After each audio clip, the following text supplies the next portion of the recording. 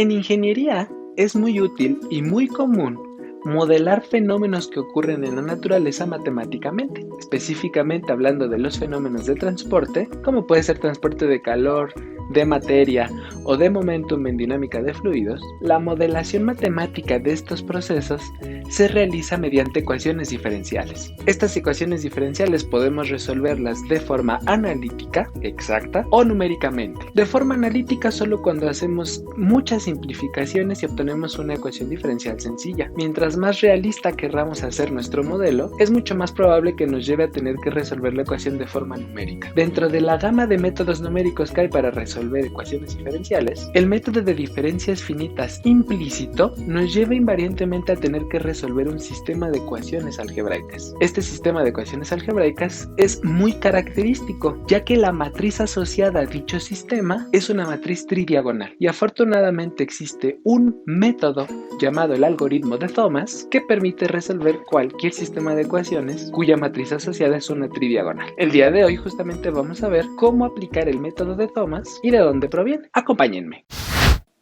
Amigos, bienvenidos. Venimos a enseñarles mates brillantes. Acompáñenos a disfrutar de las mates picantes. Mates brillantes. Mates picantes. Mates brillantes. Mates picantes. Matemáticas picantes. Tomaremos como ejemplo el transporte de calor, considerando que el caso de transporte de materia o de momentum son similares. Consideremos el enfriamiento unidireccional de una placa de longitud 2L, enfriándose solo en la dirección X, sin generación de calor, en estado no estacionario, mediante transporte por conducción de calor dentro de la placa, con gradientes térmicos y con propiedades constantes. Es el caso más simple de conducción de calor que se puede resolver, y la ecuación diferencial asociada a este problema es esta. Dado que las propiedades son constantes, la conductividad la podemos dejar fuera de la derivada. Tenemos la segunda derivada de la temperatura, que es una función que depende de la posición en el eje X y del tiempo con respecto a X, y todo está igualado a la densidad por el calor específico por la variación de la temperatura con respecto al tiempo. El dominio en el eje de las X es de 0 a L para cualquier tiempo mayor que 0. Las condiciones inicial y de frontera son: para el tiempo igual a 0, la temperatura es constante, uniforme e igual a un valor al que llamaremos T sub 0. La condición de frontera 1 es que la derivada de la temperatura con respecto a la posición es igual a 0, en X igual a 0 para cualquier tiempo mayor a 0. Esta es una condición de simetría. Y la condición de frontera 2 es que en X igual a L la temperatura es constante todo el tiempo y la llamaremos T sub S, temperatura de superficie. Bueno, resulta que para poder resolver esta ecuación diferencial aplicamos el método numérico de diferencias finitas implícito, que consiste en hacer una discretización dibujando nodos en la placa y dividiendo para generar volúmenes de control, y finalmente discretizamos la ecuación diferencial haciendo balances macroscópicos en cada volumen de control usando la madre de todas las ecuaciones: la suma de las entradas más la suma de las generaciones es igual a la suma de las salidas más la acumulación. Siempre hay que considerar que el balance para cada nodo se hace considerando a sus nodos vecinos. La clave del método de diferencias finitas implícito consiste en que para cada balance de cada nodo siempre utilizamos la temperatura al tiempo futuro y se escribe en función de las temperaturas evaluadas al tiempo futuro de los nodos vecinos. Esto significa que las temperaturas tanto del nodo de interés como de los vecinos van a ser las incógnitas, con lo que voy a obtener un sistema de ecuaciones algebraicas como el siguiente. Considerando un arreglo de 5 nodos como el que ya vimos, obtenemos 5 ecuaciones con 5 incógnitas. La matriz asociada a este sistema de ecuaciones es esta. Esta matriz se conoce como matriz tridiagonal porque solo la diagonal principal, la diagonal que está por arriba y la diagonal que está por abajo son diferentes de 0. Todo lo que está por arriba y por abajo es 0. Y siempre que yo quiero resolver una matriz tridiagonal, puedo aplicar el método conocido como algoritmo de Thomas. Vamos a ver cómo hacerlo.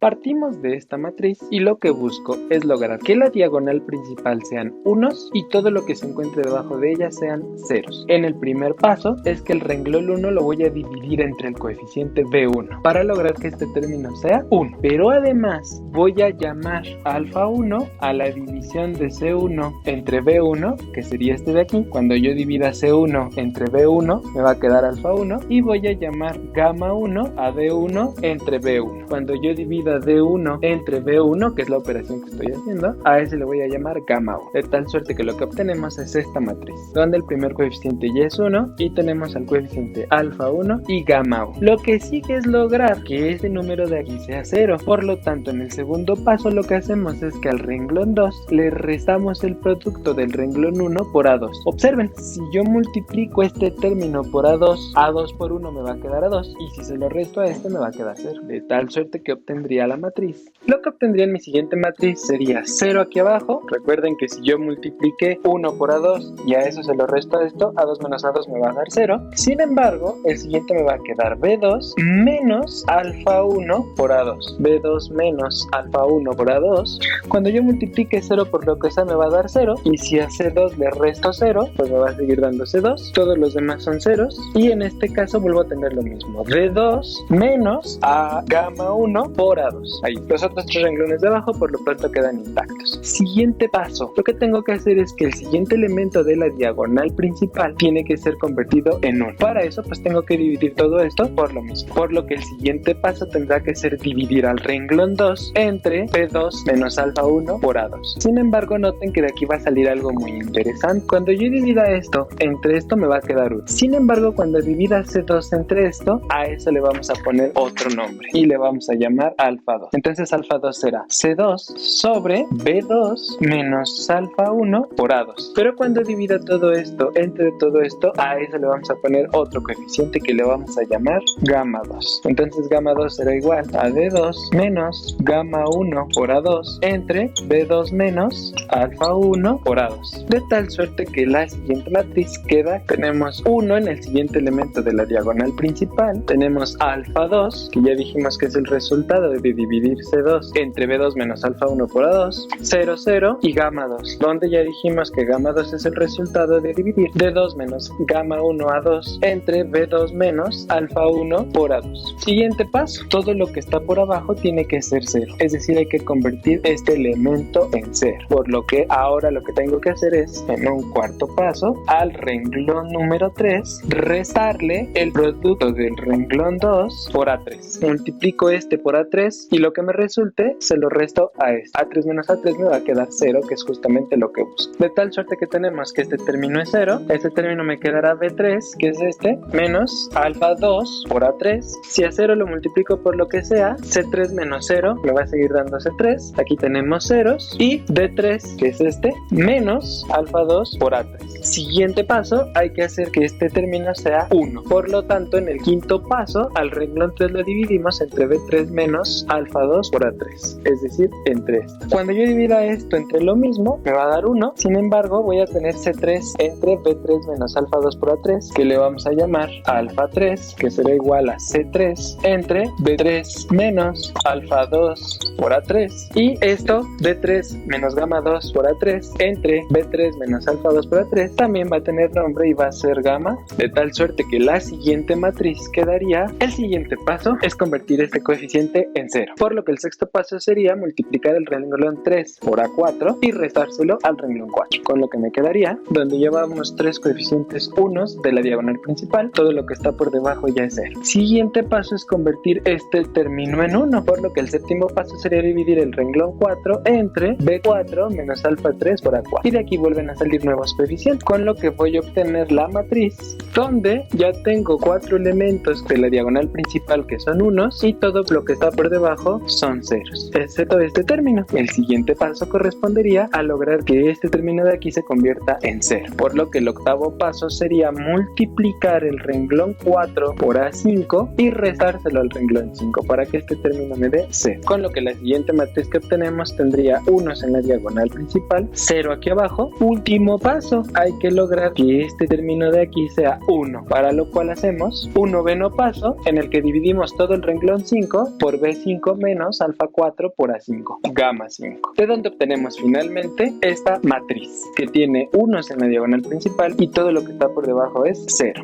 Ok, lo que procede llegado a este punto es despejar cada una de nuestras variables. Comenzamos por el último renglón y tenemos que 1 por la temperatura del nodo 5 va a ser igual a gamma 5. Tomando como referencia el renglón número 4, tenemos que 1 por la temperatura del nodo 4, o sea TP4, más más alfa 4 por la temperatura del nodo 5 es igual a gamma 4. Renglón 3, 1 por la temperatura del nodo 3 más alfa 3 por la temperatura del nodo 4 equivale a gamma 3. Considerando el renglón número 2, 1 por la temperatura del nodo 2 más alfa 2 por la temperatura del nodo 3 equivale a gamma 2. Y finalmente 1 por la temperatura del nodo 1 más alfa 1 por la temperatura del nodo 2 equivale a gamma 1. Recuerden que la notación J más 1 significa que todas estas temperaturas están evaluadas al paso de tiempo futuro y por lo tanto desconocemos su valor. Lo muy interesante es que yo de aquí puedo ir despejando cada una de ellas y poner todo en función de valores conocidos, porque recuerden que tanto las alfas como las gamas al final de cuentas las definimos como operaciones entre los coeficientes, entonces absolutamente todo lo vamos a poder calcular todo el tiempo, con lo que obtendríamos lo siguiente. Por ejemplo, el caso particular de la temperatura del nodo 5 es igual a gamma 5 y gamma 5 dijimos que era T5 menos gamma 4 por A5 entre B5 menos alfa 4 por A5. D5, B5, A5 son los coeficientes que podemos extraer directamente de la matriz y al final del día gamma 4 y alfa 4 también están definidas en función de coeficientes de la matriz. Todo lo podemos calcular. Eso significa que para obtener TP4 pues es igual a gamma 4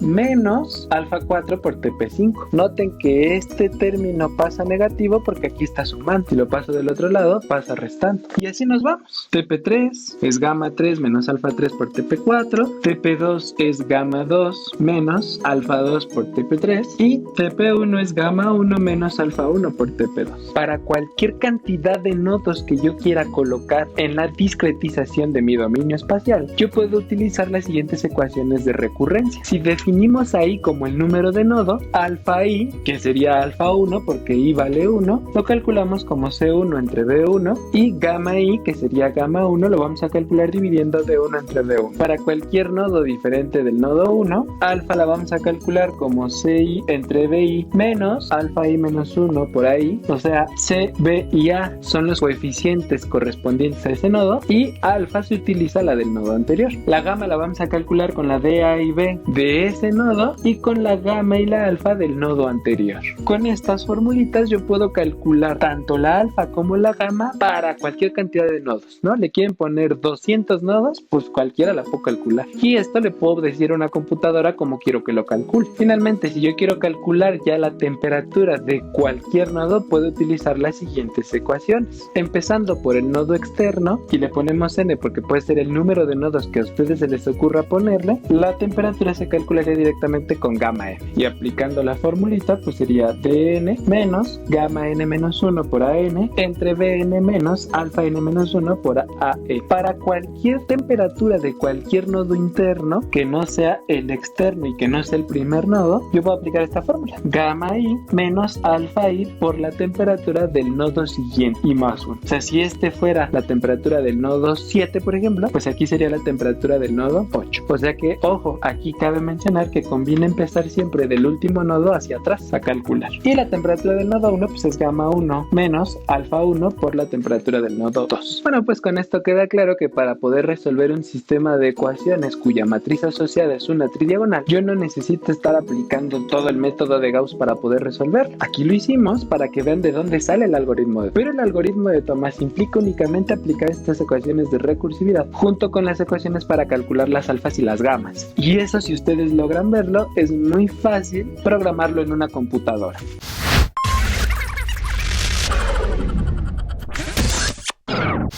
Ahora sí ustedes son capaces de resolver cualquier sistema de ecuaciones con todas las incógnitas que se les ocurran. En algún otro video revisaremos cómo de manera muy sencilla podemos programar esto en cualquier lenguaje de programación para que nos lo resuelva de manera más sencilla. Por lo pronto el episodio de hoy ha llegado a su final. Espero que lo hayan disfrutado y sobre todo que les sea de utilidad. No olviden suscribirse, seguirnos en nuestras redes sociales y cualquier duda que tengan o ayuda que requieran, no duden en contactar. Yo soy Profe Pancho y nos vemos en el próximo episodio de Matemáticas Picantes. Mates brillantes. Mates picantes. Matemáticas picantes.